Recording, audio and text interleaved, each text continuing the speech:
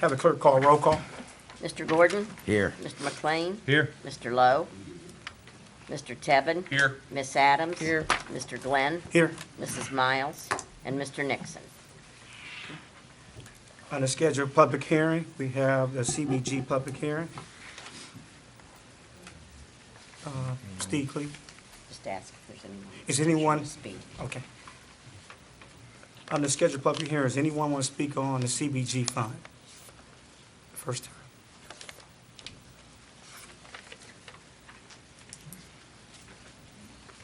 Okay. Council members, and I don't mean to usurp anyone from the public that would like to speak on the allocations, but they're welcome to do so.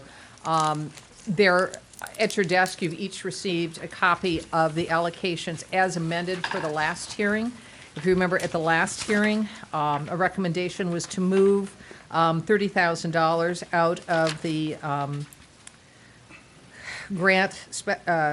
grant system specialist, or the community grant specialist from United Way, which is their grant training program, and move that into emergency repairs in CDBG. That is the only change you will see reflected on this new form. And there was also questions asked by council regarding administrative overhead. We gave both, as we normally do, we've given this allocation sheet to our finance department to analyze, and Mr. Cleaves had stated that he has some additional information about ongoing administration and the funding of these programs over the last few years. So I would cede the floor to Mr. Cleaves if you'd like to hear from him. Mr. Cleve. Yes, my purpose is just to clarify where the funding level has been for the block grant program for the last 5 years, and the reason for the substantial difference in the funds available this year versus last year. And there's charts on your table. And what this shows in the blue, I go way back to 2010 for these 6 years. And what this shows in the blue bars is the level of the block grant budget. And you can see in the blue bars, it's fairly flat. Now, way back here in 2010, we had some additional funding. But for these last 4 years, actually this 5th year, we have a pretty flat level of funding. Where the variation is coming is in the carryover. And that's project work that's approved in one of these budgets, but it keeps getting deferred and pushed forward.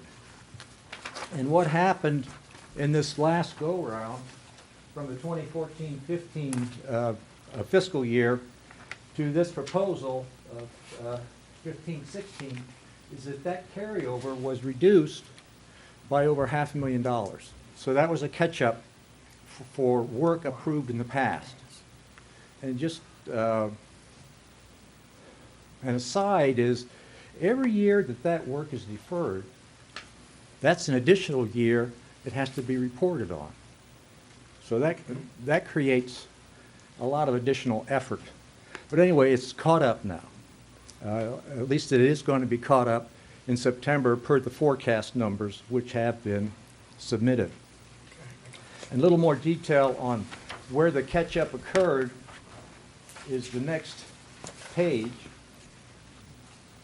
That's pretty good. The next exhibit, there's a table there and a little bar chart on top. And you can see that most of that catch-up is in streets and curbs.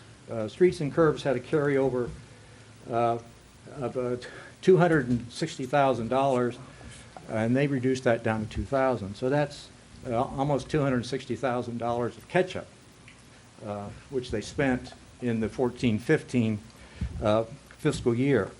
And most of the other amount of that $500,000 drawdown is in housing demos. And everyone's aware of the demolition program, and that was completed in this last fiscal year.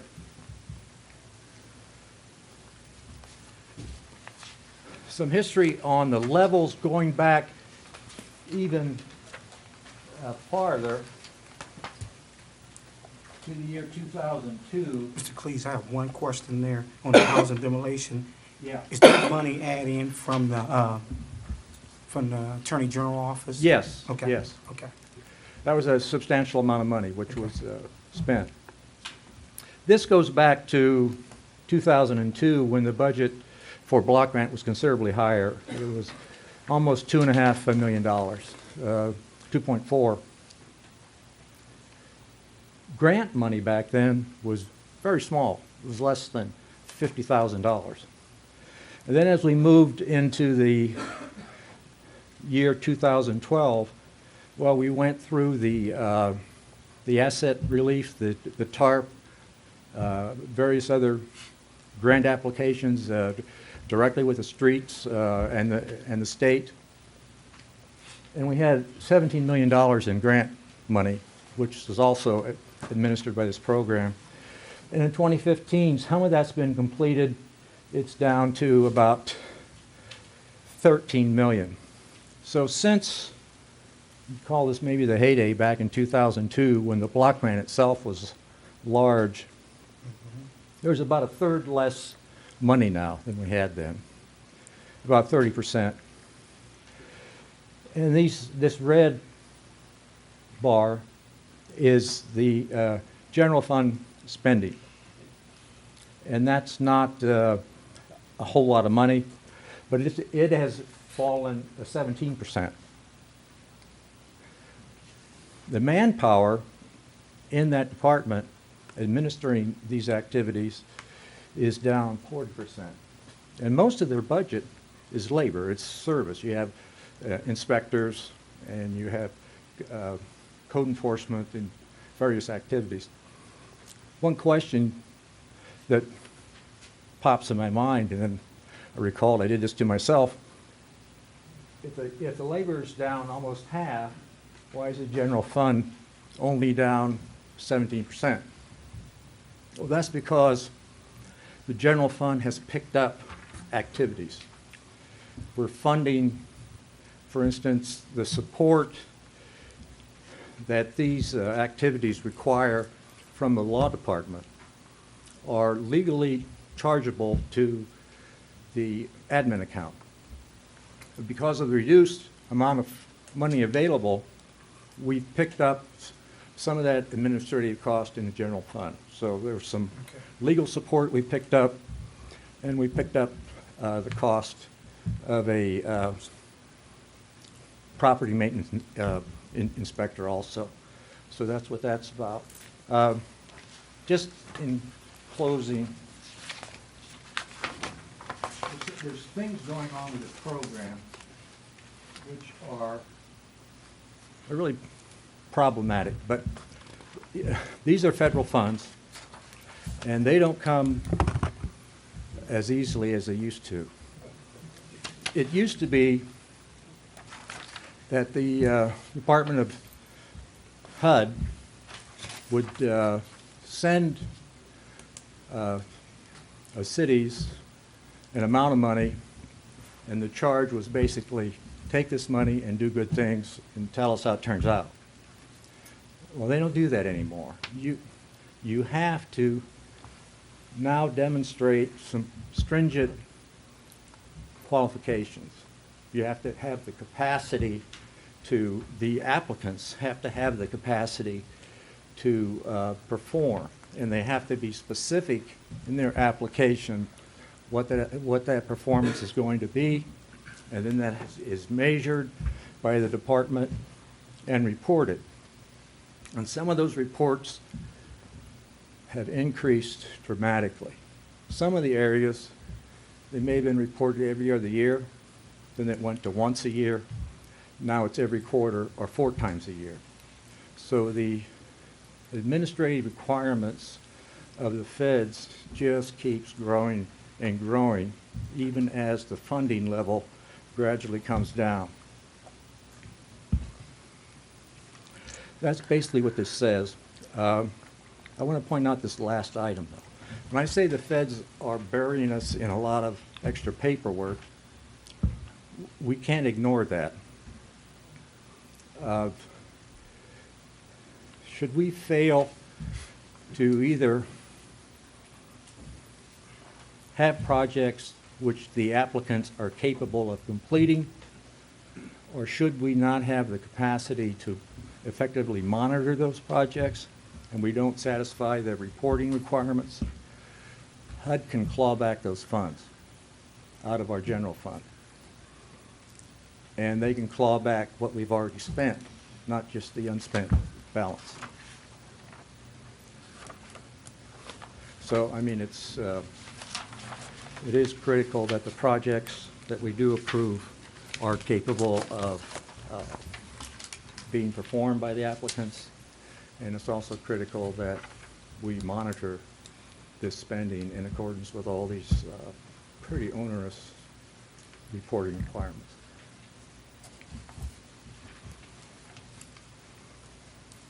If you have any questions regarding that, I'd be glad to answer. Thank you, Mr. Cleve. I have one question, if Mr. I Talbot. could. Steve, the reporting requirements, while the money is being programmed and up to the point that it's spent, what are the reporting requirements? Are there requirements beyond that? I mean, it's. Yes, there's a time period, even after the projects are completed, there's a follow-up and monitoring of some of these items. Because there's some of this money is spent on housing activities, and you have to keep track of what's the result over a number of years. And some of the requirements are 2, 5, and 10 years after that project is completed. They're still reported on.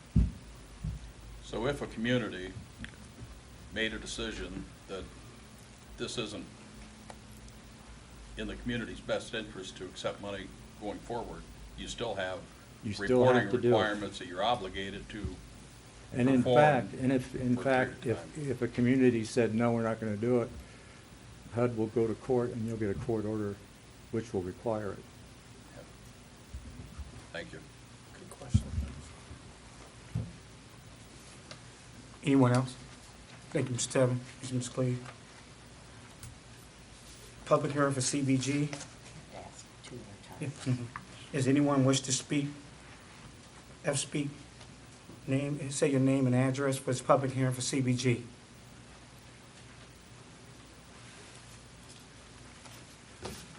Third and final time. Is there anyone wish to speak on the CBG? Here's none. Consider the public hearing closed.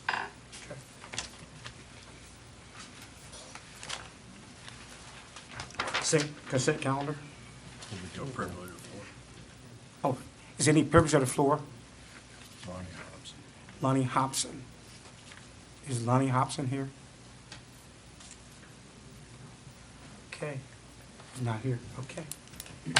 Consent calendar. Mr. President, I move that item A of the consent calendar be received, filed, and approved, and items B, C, D, E, and F be received and filed.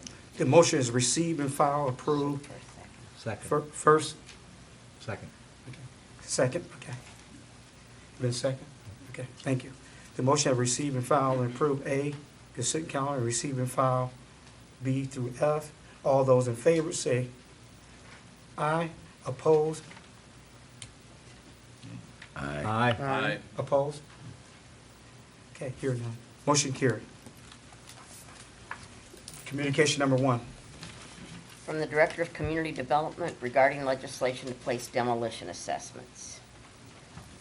Mr. President, Mr. Gordon. I move that communication number 1 be received and filed. Second. Motion is received and filed. Communication number 1. Is there any discussion? Hearing none. After discussion, motion carried. All those in favor? All's in favor? Aye. Opposed? All opposed? Motion carried. Communication number 2.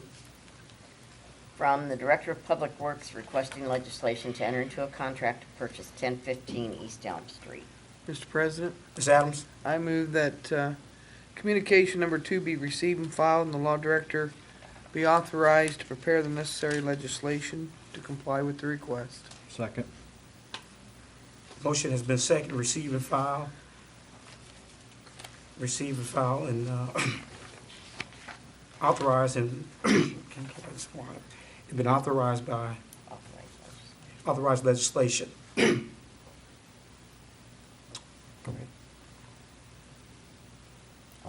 All's in favor? Aye. Opposed? Motion carried. Communication number 3. From the Director of Public Works requesting legislation to increase license fees. Mr. President, Ms. Adams? I move that communication number 3 be received and filed, and that the law director be authorized to prepare the necessary legislation to Second. comply with the request. Second. The motion will receive and file and authorized by the law direction. If there is any second? All in favor? Aye. Opposed? Motion's carried. Communication number 4. From the Civil Service Board regarding modifications to Rule 7.2 and 7.3. Mr. President, Mr. McLean?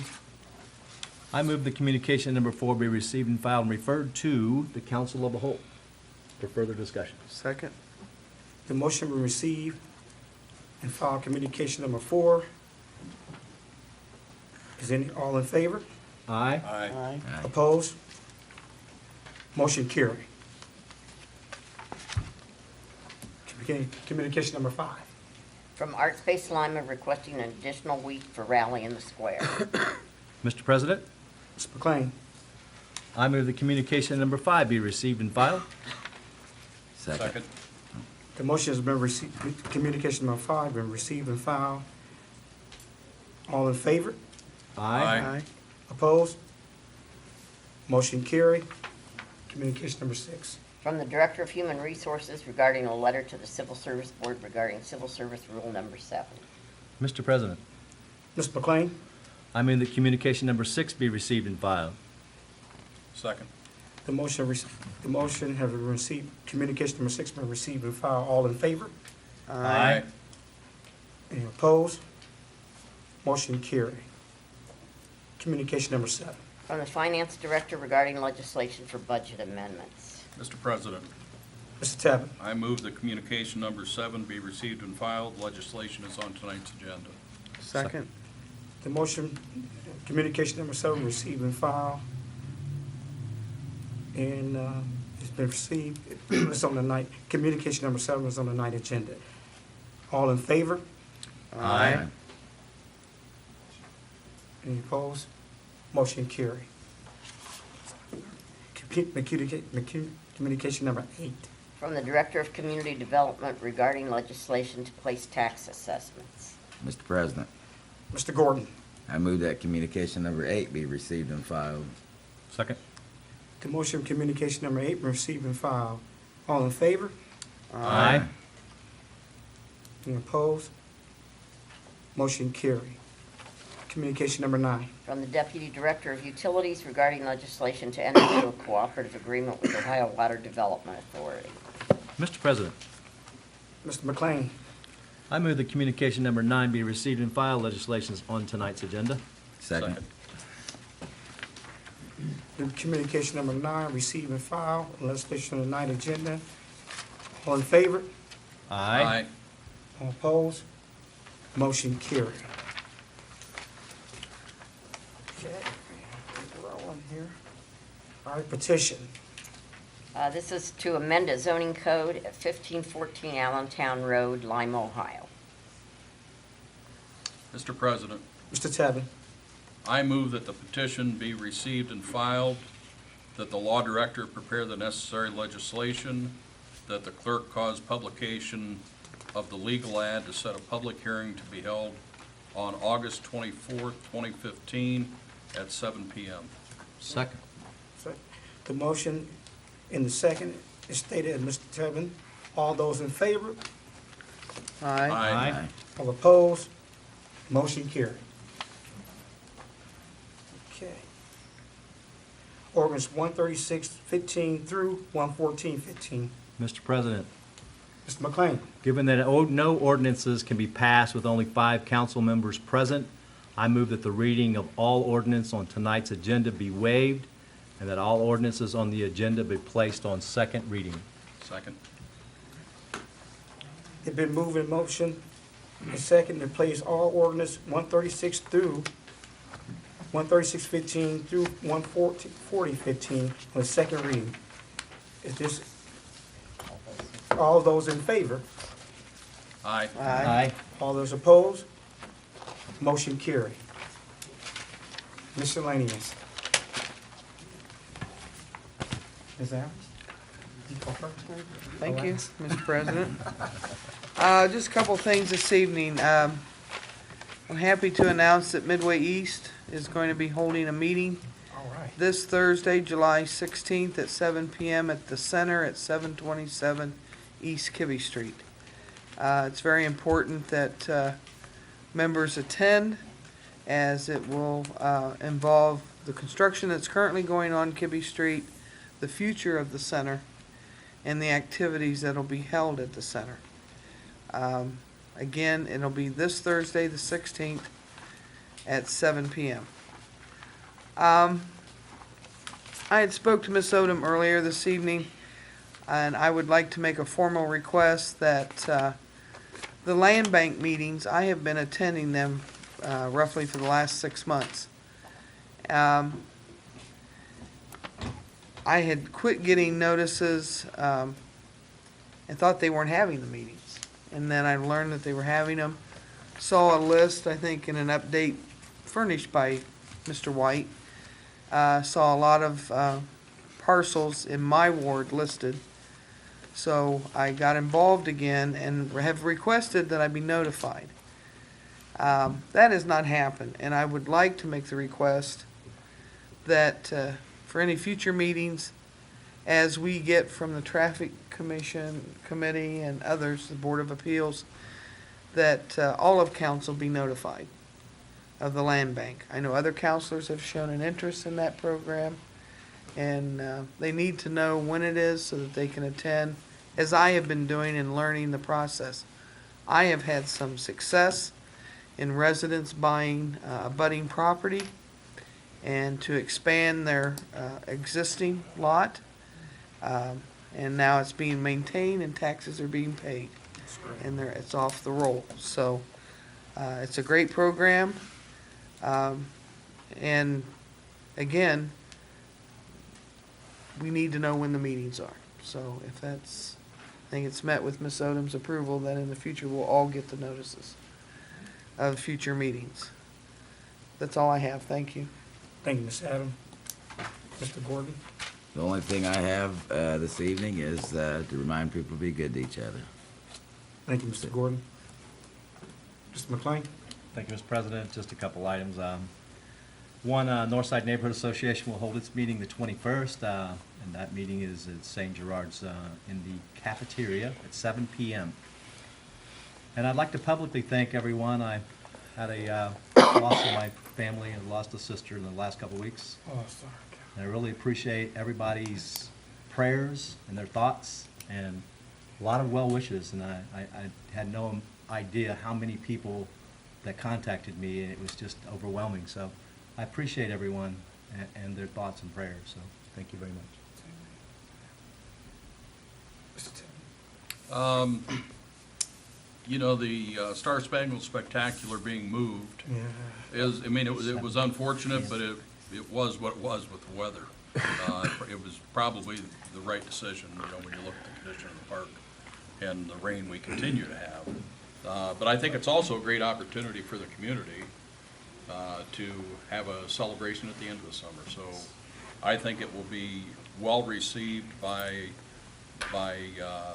the people who take advantage of it, and that's in the thousands, we know that. So I'm sure that it puts an extra workload on all the volunteers who plan their summer around it. And there may be calls for some additional volunteers. So if people have an opportunity, please get involved and help out. I just was thankful to see some nice weather. I had to go to Michigan to see it. See, with the Michigan, Yeah, oh, but tough place to go. no, it's been a great summer so far, and I did receive some complaints in the Primrose Westwood area of people running stop signs or rolling through stop signs, and there's a lot of children in that neighborhood. For the gentleman that did contact me, I have talked to Chief Martin, and I'm sure that that area will get some scrutiny that it deserves, and I would like to see the behaviors change before something bad happens. So that's all I have. Thank you. Thank you, Mr. Tevin. Mr. Lynn. So, first of all, I got a little tongue-tied today, but, I've been going through a lot with my family, but, I'm going to do a few minutes here. But, my pastor always said, a person that you will have an angel, a guiding angel somewhere that will talk to you. You never know. And I had an opportunity. My guiding angel was always here with me. And at that time, I've been going a lot through my father, decisions on my father. I had an opportunity to talk to Miss Clemens here. And she talked to me, and I appreciate her so much. She gave me an opportunity of waking up a little bit there, because what I've been going through with my father, and he's in bad shape right now. But he's going to make it through. But having my guardian angel right on the left of me, it was so good. Because I walked in here, hurt real bad, and to pick up the package. And I had an opportunity to talk to Sally.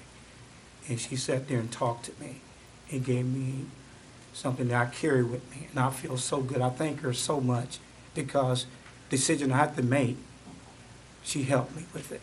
And sometimes you can't find people you can talk to when you're dealing with some of your personal business. You have to try to, that's me though, but I'm just saying some people can. But I got an opportunity to talk to her, and she talked to me. And I appreciate what the pastor said. He had just preached that, saying that you never know who will be your guardian angel. And I thank Ms. Clemens for what she did, because she helped me out so much. And we got and I appreciate Sam. Sam, I didn't know your sister had passed. I'm sorry to hear that. So Sam came out and talked to some of the people with the insurance problem. He took time out of his schedule, and people feel good about it. He gave them a good education. The guy from State Farm, too. So we appreciate that so much. They educate the folks on what kind of insurance they had. And I know some people might say, well, they should know their policy, but some folks didn't know they had to upgrade. They didn't have to upgrade. But Sam went through all of it. And Mr. Frazier from State Farm, we appreciate them so much. I'm done. And, Mr. President, Mr. Tevin? I move the Lima City Council, oh, I'm We sorry. have to pay the people. Oh, that's right. Yeah, Oh, I didn't. I would only have like 3 people mad at me. Your check's be short.